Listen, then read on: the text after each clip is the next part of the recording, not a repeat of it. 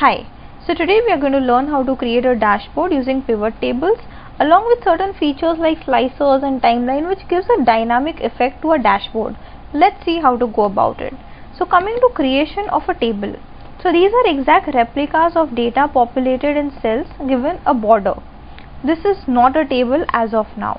So these are action items like 1 to 16 with a priority of high, medium, low, assigned to different roles, the status whether it's opened or closed, and we have assumed that if certain thing is closed, the planned end date and the actual end date is the same. So let me select this part and keep. Now what kind of dashboards can I create? So let me go to this final dashboard. So this is the final dashboard that we're going to learn to create in this tutorial, like priority wise, high, low, medium, and the open close status. Role wise, so how many are opened and closed for particular role, as well as the role and priority wise. So these are the roles, the priorities, as well as the statuses, whether it's opened or closed. The right hand side that you see are nothing but the slicers. So for example, if I want to see the status of only HR manager, I can click on HR manager. So it will give me the high and low. I can clear the filters also. I may want to select two, so I can select admin manager, I'll select this icon, and HR manager. So it will give me data of only two managers as of now. So this is like permutations and combinations that I can do to view the data in a dynamic mode. Similarly, I might want to know the high priority items in this, because this chart is just giving me open, close, and the role. So if I say high, it will give me the exact count role wise, open and close status. So I am removing the filter here. Now what is timeline? Suppose I want to know what were the planned action items to be closed in the month of August.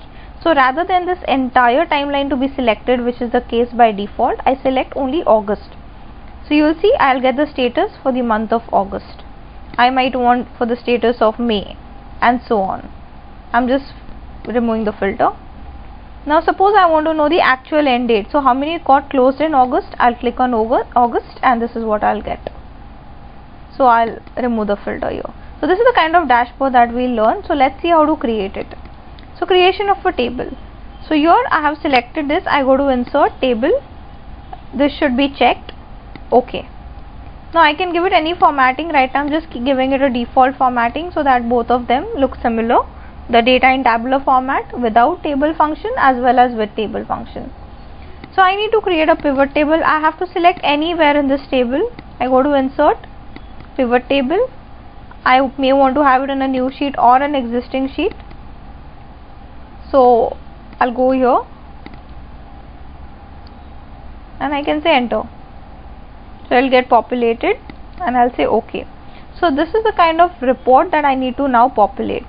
So if I have seen in my final dashboard, I need priority wise status. So I go here, I select my priority in my rows, my status in my column. So this quadrant will help you to play around with the different columns. Now what do I need to plot in this graph is the status, the count. So I put in my values count of the status. So this is the first pivot table that I have got. Now faster way of creating replicas of your pivot tables is Ctrl C after selecting the area and Ctrl V. But now this dashboard that I want is role versus the status. So I come back here, I remove all of these. I select row, role, column, and values again status. So I have role wise status of open and closed. My final dashboard is role and priority versus opened and closed. So again I have my role already, I have my status, I just need to add my priority. So I'll add my priority after my role. The reason is because I need my role to come first and then the priorities. I can change the order also in case I want a different type of a dashboard where the priority comes first and then the role comes. Now let me create the dashboard. So I just have to, now suppose I want to create a chart, I just have to select anywhere in this, but it has to be within the table. I go to insert. Now my preference is always recommended charts.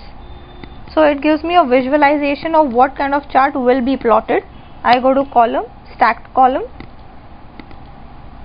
Okay, so this is my first chart. My second one, I again go to my insert chart, recommended charts. I want a bar chart. The third one that I want is again a column chart.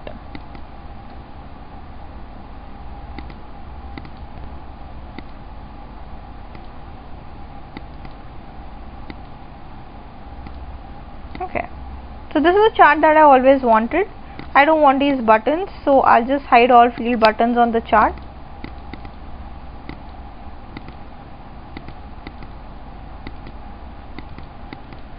I don't want these grid lines. I can probably give it labels.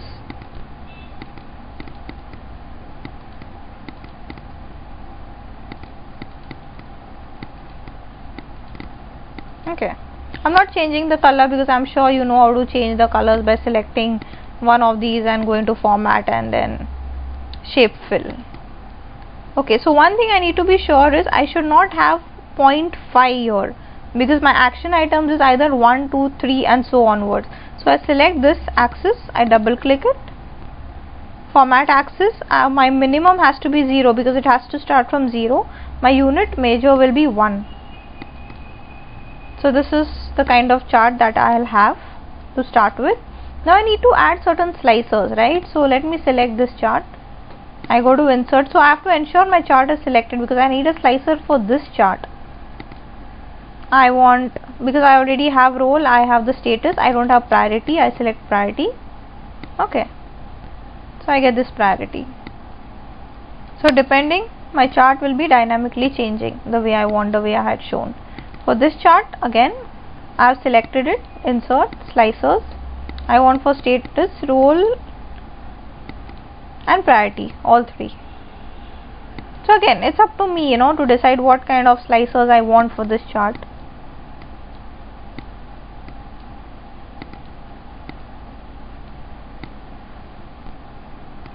Okay, now let's insert the timeline. So I go to insert, again I forgot to select this chart, so I have to select this chart, timeline, I want for both.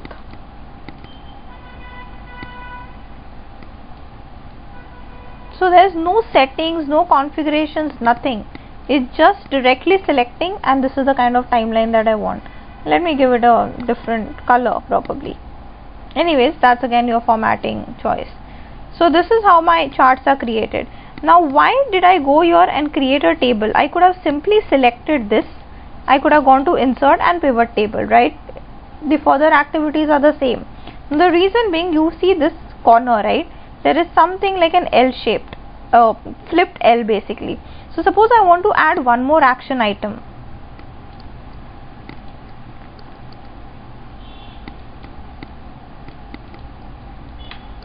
Now what happens over here?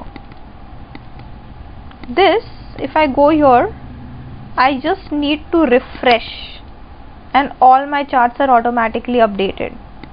Whereas in this case, if I add, I have to again go and create a pivot chart. So this will not get automatically reflected, and generally we do keep appending data. So from that perspective, it is always useful to have a table format rather than normal data populated. Now another tip is, suppose I want to add a note here. Now I don't want this note which is automatically coming as a part of my table, to get refreshed here. So what do I do in this case? I just, whenever I have entered this value, right, I just click on undo. So it will not be considered as a part of table, it will be just considered as a simple text or value populated in the cell.